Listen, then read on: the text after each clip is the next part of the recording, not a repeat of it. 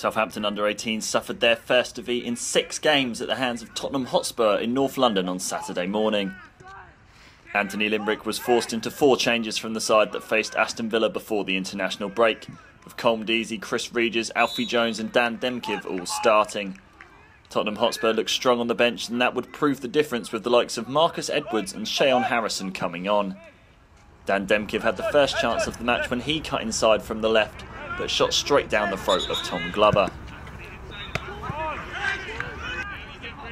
Cy Goddard had an early chance for the hosts, but Harry Eisted managed to get a strong palm behind it to see it to safety.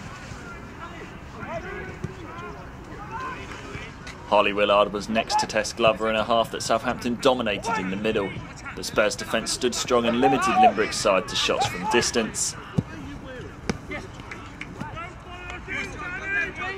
One of those shots from distance almost found its way in. Dan Demkiv, who was a constant threat in the first half, cut inside again but was denied by the woodwork with this curling effort.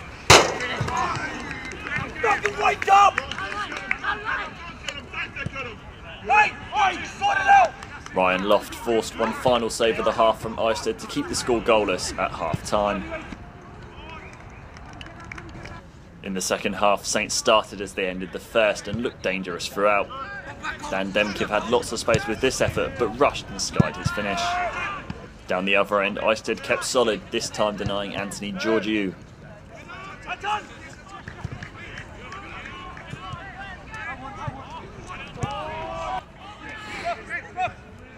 Saints' goal did eventually come, and at this stage they deserved it.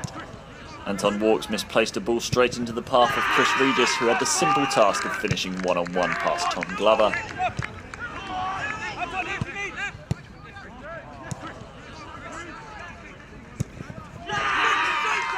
That goal was Regis' first of the season in 8 appearances for the Under-18s.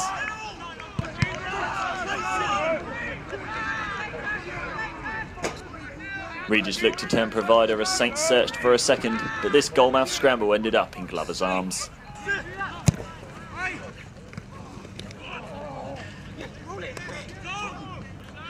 Then the onslaught started and Spurs deserved their equaliser. The initial shot by Georgiou was saved by Eisted, but parried straight into the path of substitute Shayon Harrison, who couldn't miss from close range to draw the hosts level.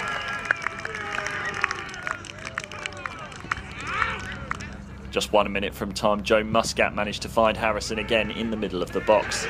This time the striker slid the ball home from 8 yards out to grab Spurs' winner. There wasn't enough time for Saints to find an equaliser as they were defeated for the first time since the 27th of September. Anthony Limbrick said that Spurs got what they deserved in the second half. Yeah, I thought we had a very good first half. It was quite even towards the start, but then I think we came into it and probably had the better chances in the first half and were unlucky not to go in with a couple of goals at half-time.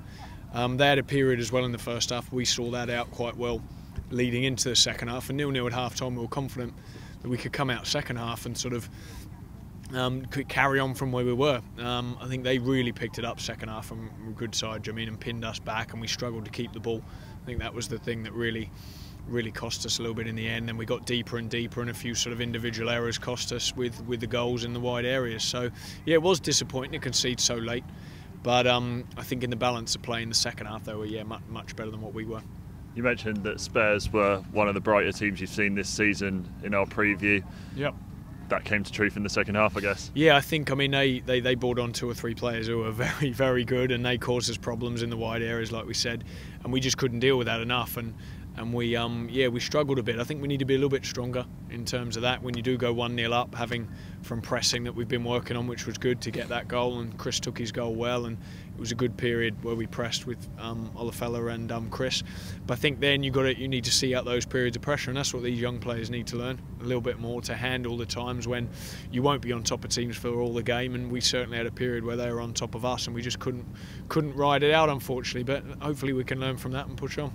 The side changed a lot today. You brought on Callum Slattery, who obviously had 80 minutes for England Under-16s on Thursday. How happy were you with how they gelled with a lot of new faces. Yeah, I mean, it was a different back four as well. A couple of changes in the back four, but I thought all in all it wasn't too bad. Yeah, I just thought that as a team and as a whole, regardless of them sort of gelling together, we just need to be a little bit stronger defensively and sort of see the game out a bit more towards the end and keep the ball a little bit more. When you're under pressure, the best way to see it out sometimes is to keep it, and unfortunately we didn't do that well enough today.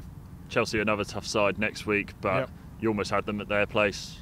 How do you prepare going into that one now after this? Well, yeah, we prepare exactly the same. Make sure the boys are ready, and we'll do our prep work on them, and then we'll see what we've got come that game on the Friday. It's obviously an important game for the 21s on Monday, which should be good for a few of the boys to go and play in that with the cup game at Ipswich away.